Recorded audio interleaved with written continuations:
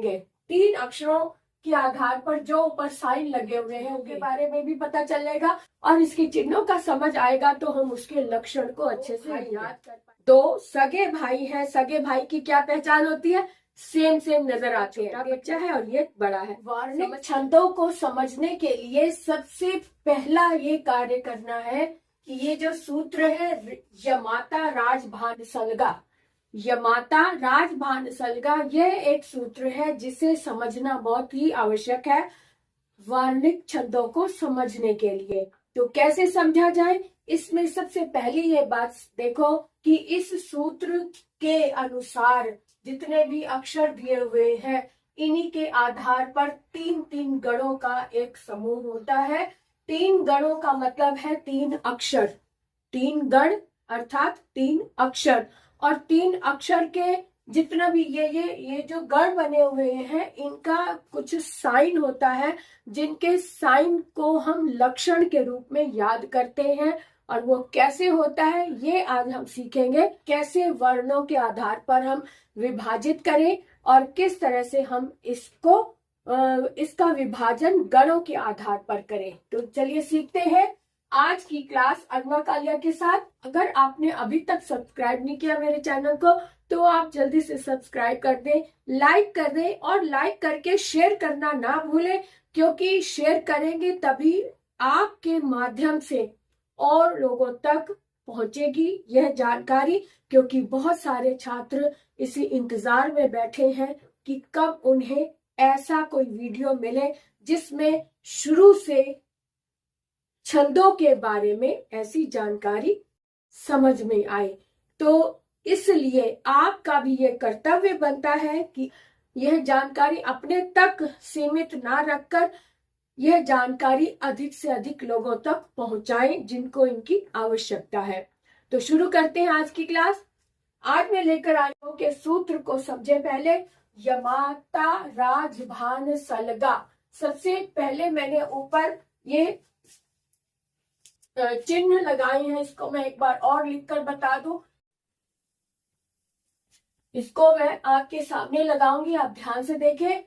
ये जो य जहां पर कोई मात्रा नहीं है अर्थात ह्रस्व मात्रा जहां पर शो होती है वहां पर हम लघु यानी कि एक सीधी लाइन खींच देते हैं। सीधी लाइन का अर्थ है कि ये लघु मात्रा है। उसके बाद जहां पर दीर्घ मात्रा होती है उसे हम वक्र रेखा या फिर इंग्लिश के एस के आधार पर इंग्लिश का एस वाला साइन यहाँ पर दे देते हैं। एस का मतलब है गुरु, गुरु मतलब बड़ा, गुरु बड़ा होता है ना, और ये इसको आप चेला कह सकते हैं अपनी पहचान के लिए, लेकिन यहाँ पर हम इसे लघु कहते हैं। लघु मतलब छोटा और गुरु मतलब बड़ा। तो लघु गुरु, यहाँ पर भी बड़ी मात्रा है, दीर्घ मात्रा है, इसलिए यह भी गुरु। यहाँ भी बड़ी मात्रा है, यह भी गुरु।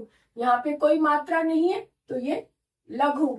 यहाँ पे भी गुरु है क्योंकि यह बड़ी मात्रा है। यहाँ पर कोई मात्रा नहीं है, ये लघु। यहाँ पर भी लघु, यहाँ पर भी लघु, और यहाँ पर अंत में गुरु है क्योंकि यहाँ पे आ की मात्रा दी। और आप कहेंगे कि यहाँ पे ये क्रॉस क्यों दिया हुआ है? क्रॉस इसलिए दिया हुआ है, जब हम इसको समझेंगे तब मैं ये बताऊंगी कि यहाँ पे क्रॉस क्यों है। अब आइए देखते हैं कि इन अक्षरों का क्या महत्व है। इस सूत्र के माध्यम से हम क्या समझें। इस सूत्र के माध्यम से हमें ये तो समझ आ गया कि ये लघु गुरु को कैसे अंकित किया जाए, है ना। अब हम देखें कि ये जो गण बने हुए हैं ये किस आधार पर है।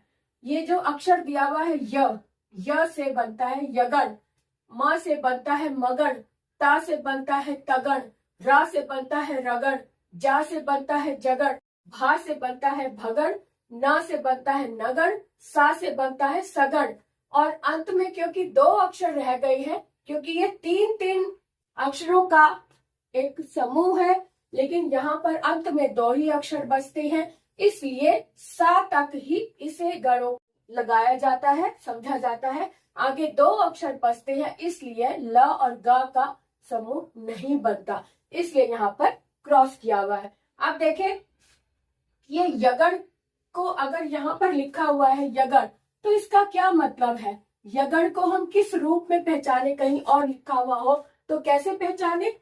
यह जो यहाँ पर यह पहला वाला यह है ना, यह का मतलब है कि यहाँ पर भी तीन तीन अक्षरों को लेंगे। तीन अक्षरों के आधार पर जो ऊपर साइन लगे हुए हैं ये, यानी कि लघु, गुरु और गुरु। लघु, इसका मतलब है लघु, गुरु और गुरु। जहां पर ये साइन लगा होगा उसको हम यगण कहते हैं।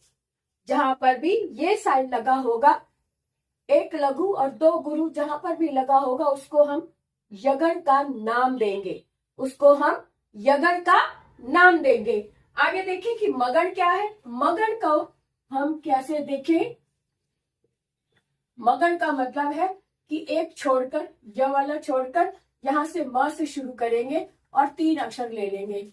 तो म ता रा, ये इसका मगण का साइन है। और तीनों में ही गुरु है, यानी कि तीनों में ही दीर्घ मात्रा लगी हुई है। अर्थात जहां पर तीन गुरु होते हैं, जहां पर तीन गुरु होते हैं वहां पर मगण होता है।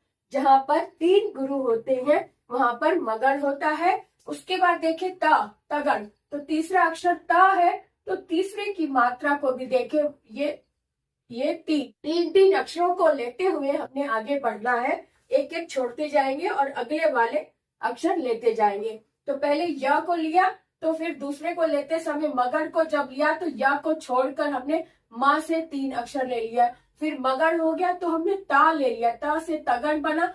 तो माँ और ये पहला और दूसरा छोड़कर तीसरे से हमने ये तीन अक्षर लिए। अब हम ता तगण देख लिया। तगण में दो गुरु, तगण में दो गुरु और एक लघु होता है ना। सबके अलग अलग है ना साइन, तो इसी साइन के आधार पर इनको नाम दिया जाता है। चौथे नंबर पर आता है रगण। तो रगण जब देखेंगे तो यहां से लेकर आगे के तीन अक्षर लिए। तो रगण में एक गुरु, एक लघु और एक गुरु होता है। तो ये रगण का साइन हो गया। एक गुरु, एक लघु और एक गुरु, है ना। ये साइन हो गए इसके। अब इसी आधार पर हम सभी को इस तरह से ले लेंगे। रगण का हो गया। अब ये जगण, जगण को हम यहां से ले लेंगे। ये तीन हो गए। तो जगण, एक लघु, एक गुरु और एक लघु। जगण में क्या होता है? एक लघु, एक गुरु और एक लघु होता है ना। अब उसके बाद देखिए छठे नंबर पर भगण है। तो भगण से भ से लेकर हम ये तीन अक्षर आगे ले लेंगे। तो भगण में क्या होता है? एक गुरु और दो लघु होते हैं। भगण में, ये नीचे नजर नहीं आ रहा होगा, मैं ऊपर लिख देती हूँ। एक भगण में एक गुरु, दो लघु होते हैं, है ना। अब यहाँ पर बाकी मैं इधर लिख देती हूँ ताकि वो नजर आए। अब आगे भा से भगण हो गया। अब भास को छोड़कर हम यहाँ से तक छोड़कर हम ना से लिखेंगे। ना से लेके आगे तीन अक्षर ले लेंगे नगण के लिए। नगण में तीनों ही लघु होते हैं। तो नगण में तीनों ही लघु होते हैं, है ना। नगण हो गया। अब आठवां एक रह गया सगण। सगण में यहां से ना को तक को छोड़कर आगे की तीन ले लेंगे। सगण में दो लघु और एक गुरु होता है। सगण में दो लघु और अंत में एक गुरु होता है। तो इन चिन्हों को हम इस तरह से 8 तरीके से विभाजित कर सकते हैं। 4, 5, 6, 7 और ये 8, है ना। समझ आ गई बात।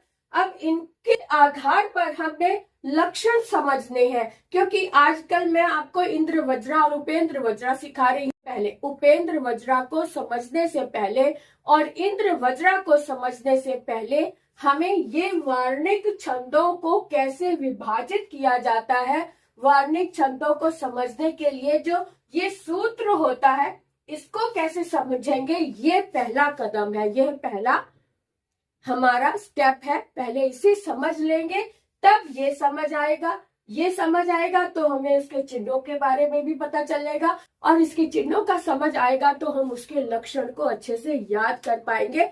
उसके सूत्र के आधार पर, है ना।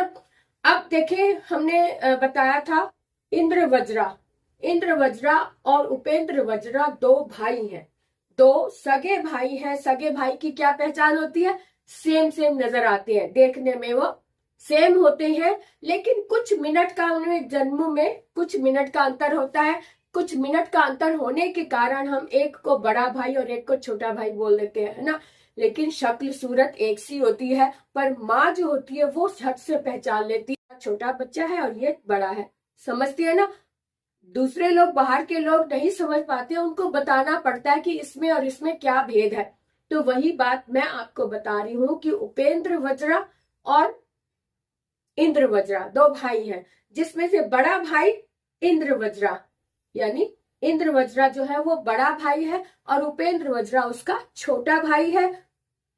आपको ही पता है इंद्र देवराज इंद्र होते हैं ना, तो देवराज इंद्र यानी इंद्र जो है वो बड़े हैं और उनके छोटे भाई उपेंद्र वज्रा है। उपेंद्र वज्रा में बहुत ही छोटा सा अंतर है, ये मैं पहले भी बता भी चुकी हूँ, आज मैं फिर से बताऊंगी कि इंद्र वज्रा का पहले लक्षण देख ले। इंद्र वज्रा को हमने सीखा था कि जिसमें दो तगड़, एक जगड़ और अंत में दो गुरु होते हैं।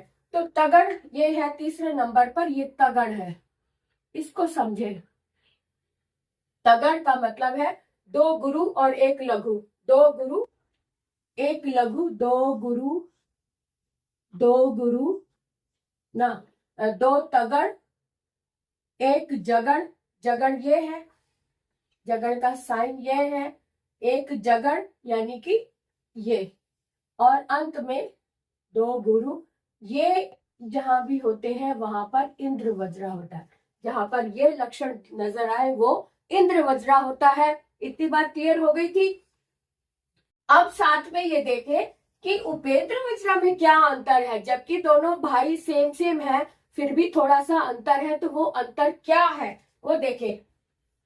उपेंद्र वज्रा में सेम चीज होती है, यहाँ पर भी 4 चरण होते हैं, उपेंद्र वज्रा में भी 4 चरण होते हैं, प्रत्येक चरण में 11 वर्ण होते हैं, उपेंद्र वज्रा में भी और इंद्र वज्रा में भी है। तो फिर अंतर है तो किस बात का अंतर है ना। तो यहाँ पर अंतर सिर्फ इतना है कि यहाँ पर 2 तगड़ होते हैं, लेकिन उपेंद्र वज्रा में एक जगड़, एक तगड़, फिर एक जगड़ और अंत में 2 गुरु। तो अंतर किस चीज का है? सिर्फ इसका। ये पहला जो साइन दिया हुआ है तगड़, यहाँ पर ये गुरु है और यहाँ पर ये लघु है, बस इतना ही अंतर है उपेंद्र वज्रा और इंद्र वज्रा में। इंद्र वज्रा क्योंकि बड़ा भाई है इसलिए गुरु से शुरू होता है, बड़े से शुरू होता है, और उपेंद्र वज्रा छोटा भाई है इसलिए ये लघु से शुरू होता है, बाकी सब वही है ना। इस एक की मात्रा के भिन्न होने के कारण पूरा ही छंद इस तरह से इसे देखा जाएगा, जगड़ तगड़ जगड़ और 2 गुरु। यहाँ पर तगड़ तगड़ जगड़ और 2 गुरु, सिर्फ इतना सा अंतर है, सिर्फ इतना सा ही अंतर है। अब हम देखें कि उपेंद्र वज्रा का लक्षण क्या है और उसका सूत्र क्या है और उसे गाएंगे कैसे। पिछले वीडियो में मैंने उपेंद्र वज्रा का एक उदाहरण भी दिया था। कौन सा दिया था? श्लोक दिया था, गजाननम भूत गणादि सेवितम कपित्थ जम्बू, है ना। तो यहाँ पर भी आज भी मैं फिर से आपको अच्छे से, आज मैं सिर्फ उपेंद्र वज्रा के ही बारे में बताऊंगी, क्योंकि इंद्र वज्रा के बारे में पहले से मैं 3 वीडियो ऑलरेडी बना चुकी हूँ, आप देख सकते हैं पिछले वीडियो को भी, तो उनके भी मैं यहाँ इसमें लिंक दे दूंगी। और आज मैं सिर्फ आपको उपेंद्र वज्रा के ऊपर फोकस करवाना चाहती हूँ। इन दोनों का भेद मैंने बता दिया है, अब विस्तार से इसके बारे में भेद जानेंगे।